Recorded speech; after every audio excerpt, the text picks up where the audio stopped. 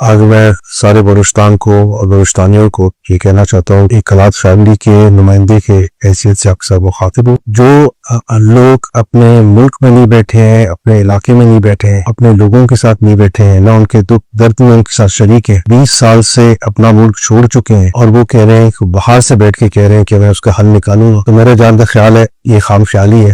آپ پہلا خانہ ہے جو اپنے قوم کو چھوڑ کے گئے ہیں 20 سال سے. سیف ایگزٹ اس وقت لیا جاتا ہے کہ کوئی کمزور ملک. یہ کمزور ملک نہیں ہے. پاکستان یہاں رہنے کو ہے. یہاں جتنے بلوچستانی ہیں ہمارے ساتھ، پشتون ہمارے بھائی ہیں، ہمارے ہزارہ ہیں، ہمارے سیٹلرز ہیں، ہمارے بلوچ ہیں، وہ سب کوئٹہ میں بلوچستان میں ایک ساتھ رہ رہے ہیں. مگر جہاں تک میں کہتا ہوں کہ وہ سمجھتے ہیں کہ جیسے ان نے ابینڈن کیا اپنے لوگوں کو، اپنے قبائل کو، اپنے صوبے کو، ہاں اس طریقے سے ہم کبھی نہیں کریں گے. ہم اپنے لوگوں کے بیچ میں رہیں گے، اپنے لوگوں کے ساتھ ہیں. اور ہم جو کہہ رہے ہیں ڈیولپمنٹ کی بات کر رہے ہیں کہ جو باہر بیٹھ کے دوسروں کے ویژن کا ٹول بن رہے ہیں، خان صاحب جو ہے لوگوں کو گمراہ کی طرف لے جا رہے ہیں. وہ پہلے تو وہ آئیں اپنے ملک میں اور آئیں اپنے لوگوں کے بیچ میں یہ بات کریں. دور سے بیٹھ کر یہ باتیں کرنا بہت آسان ہے.